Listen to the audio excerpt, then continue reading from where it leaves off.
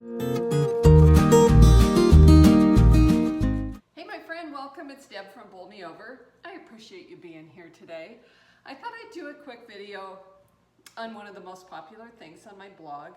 And I always say I'm jokingly known as the BS Queen, but it's not what you think, don't worry. Brussels sprouts. I have a ton of Brussels sprout recipes on the blog. They're really popular. It's one of the big drivers of traffic for my blog. And so I thought I'd do a quick video. I thought what we talk about is, and this is just really short and sweet, so I think you'll find it informative without having to last for hours and hours, but how to choose, store, and clean Brussels sprouts. So the first thing we have are Brussels sprouts. You can find them at the store. They'll be in a bag. They could be loose in a bin. Oftentimes they come in a giant stalk, and they will last in your refrigerator, I would say 3 to 5 days. They don't last that long. You'll know that they're past their prime, that they start to turn colors, or they have like a brown funky smell, or, I mean, I hate to say that, but that's kind of how it starts. Cooking Brussels sprouts and cleaning Brussels sprouts is really easy. So I put them in a colander here, and I rinsed them off good. Even though I bought these in a bag, the bag says that they are pre-washed and ready to use, I still wash them really quick. I just think it's the smart thing to do. And so then when you finish washing them, you catch them as they roll all over your counter and floor. No, I'm just kidding. But they are slippery little guys. What you do is go back and just check. And you want to remove any brown spots. So I'm going to just hit the edge, clean off or pull off the very end, and then just pull off any leaves, cut off the very end I should say, and pull off any leaves that are brown or discolored. And like some of them aren't at all, so that's terrific. And I'm going to walk you through just a couple quick things here. So we have quite a number of Brussels sprouts. I thought what we'd do is I'd show you how to steam them, and then quickly how to saute them as well. So hang tight while I clean the rest of these.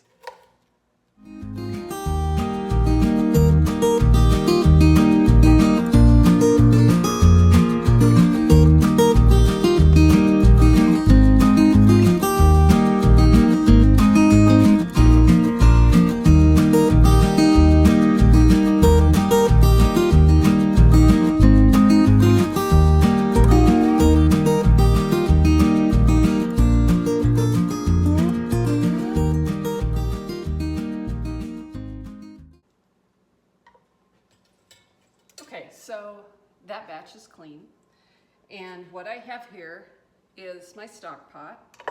In my stock pot I have a strainer and steamer basket, I should say, steamer basket. And what I'm going to do now is just fill up the pot so it just comes to the bottom. You don't want it to go over the steamer basket. You don't want the Brussels sprouts to boil. You want them to steam. So let me do that really quick.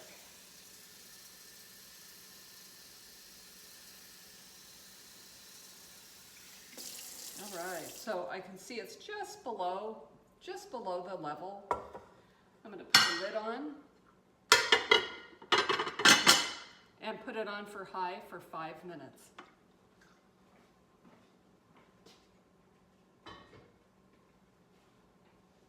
Perfect. So those are done. Now let's clean our second batch, and I'll show you what's important there. Okay, so those are on the stove and they're steaming away. They only take 5 minutes and they're done. It's really that easy. The second batch we're going to do are for sauteed or pan-roasted Brussels sprouts. And for those, I want that caramelized flavor, so I'm going to make sure I cut them in half. Now for the pan roasted, or the sauteed, whatever you want to call it, you want to make sure that your Brussels sprouts are completely dry. because if they're not dry, they won't get, they'll steam instead of saute and caramelize. And definitely for this application, we're going to go with sauteed and caramelized. And again, we're just checking to make sure that there's no brown on the leaves, and I'm just turning them over so they can dry easily. So I'm going to do that quickly to the rest of these.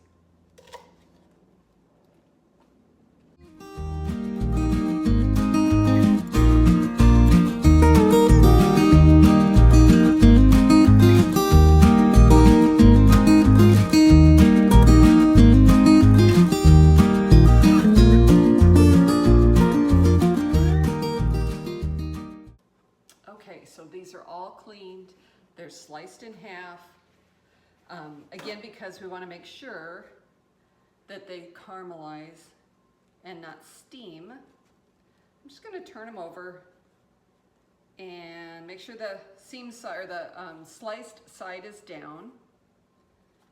And then I'm just going to quickly blot the top of them. That way I know they're good and dry.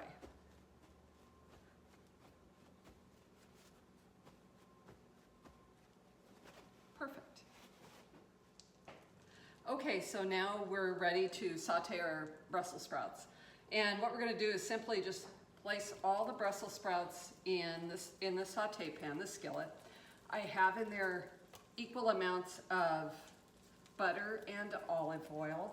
And the reason I use both is actually a couple of reasons.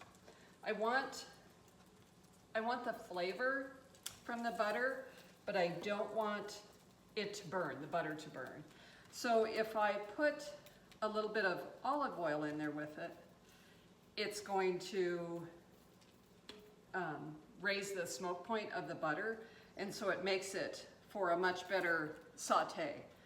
And you know, the key to this now, I'm just going to turn all the little Brussels sprouts over so the cut side is facing the pan, so that's the hot pan, and allow these to saute. And the toughest part is just being patient. So really just, I don't want to say walk away at all, because obviously we have a hot stove on, but allow them to saute, allow them to get brown and crispy, allow them to get caramelized, and they're going to be really good. About halfway through, I'm going to season with salt and pepper. And at the very end, you can do a couple of things, especially if it's for a holiday meal. Sprinkle them with pomegranate seeds. That's always really, really good. And then the other thing you can do, if you want that pretty holiday look to your plate, is to sprinkle, and you don't have any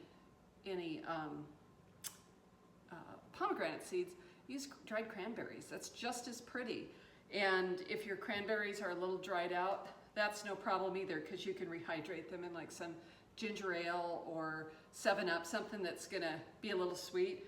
They'll plump right back up, they'll look beautiful over the top, and you have this simple, wonderful holiday side dish, or dish for any night, that took minutes to make, and it's delicious. So I hope that tells you a little bit about Brussels sprouts, and you've enjoyed this little tutorial.